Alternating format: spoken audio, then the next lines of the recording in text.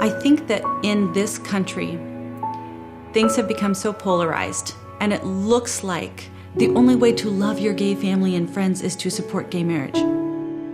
If marriage law is simply about adult emotions, then, in my opinion, from my experience, there is no reason to bar same-sex couples from the institution of marriage, because I know personally that they have the same capacity to love and commit, because my mom and her partner have been that couple, committed to one another through the highs and lows for almost 30 years.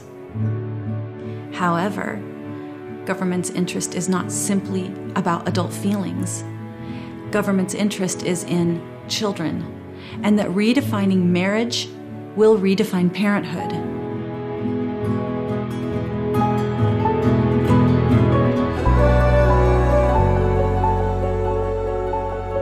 What I hear from much of society, from much of those who champion gay marriage, is that all kids need are loving, stable adults.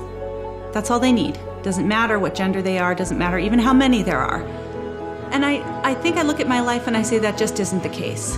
Because when I think back about my life at my mom's house with her and her partner, both of whom are wonderful women, they had low conflict, they were committed, they were stable, they were involved in my life. I loved them, they loved me.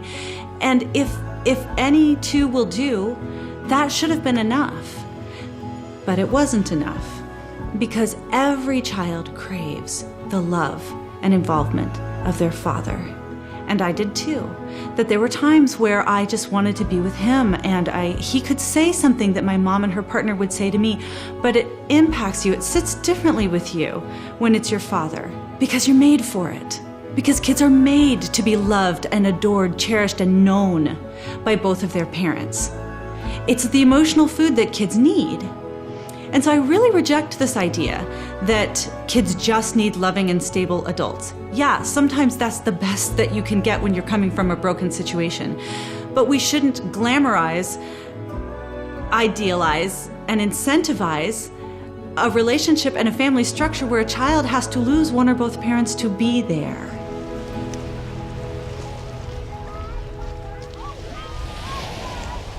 I feel so much rage when I listen to people debating about gay marriage and talking about same-sex parenting with no sense of how complex and profound this is for the kids.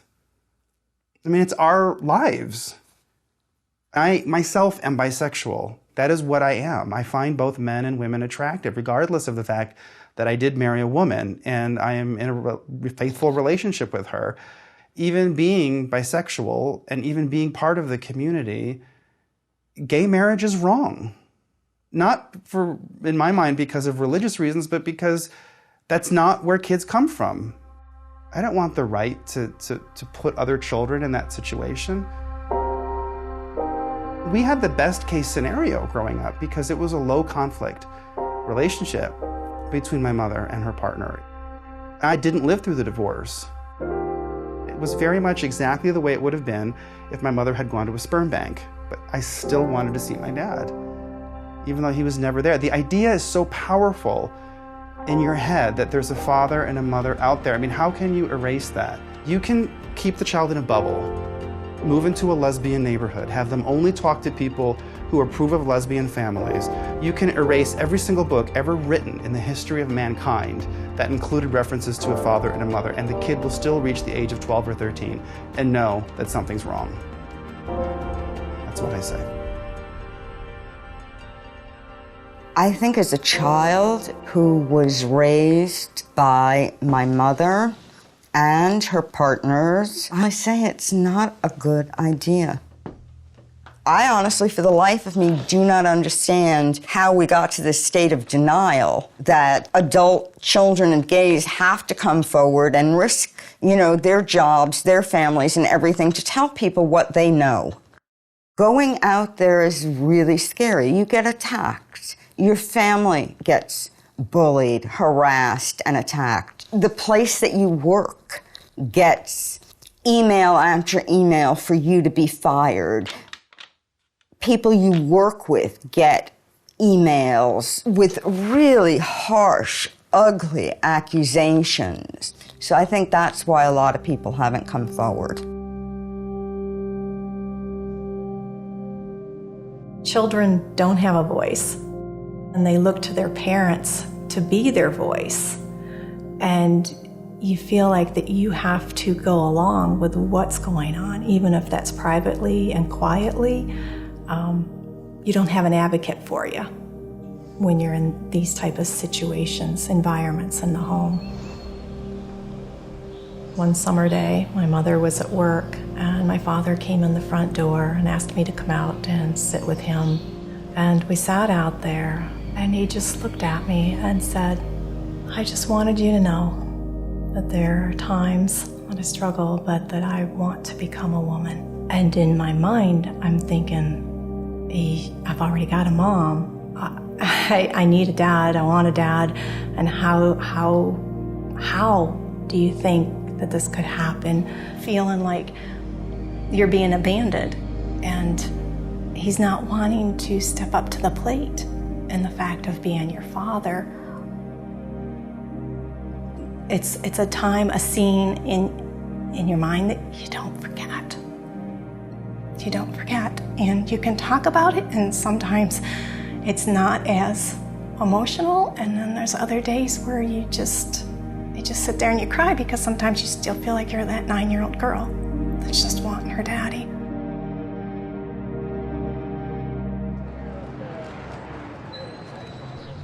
My father died of AIDS, and none of my father's partners are alive today.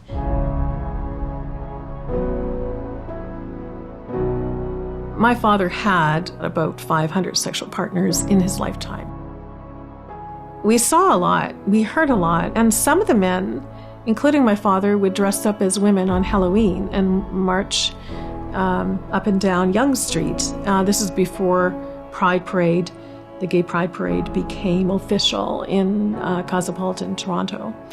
And so my father participated in the gay community to the fullest extent that he could. I couldn't comprehend until my late 20s, early 30s. I couldn't verbalize all of my thoughts and my feelings about this because it's so complicated. We love our parents, we love the people in our lives, and we often care about and love our parents' various sexual partners. However, we will take a very long time to process what we've grown up in, and it will take us decades often before we can fully disclose the truth.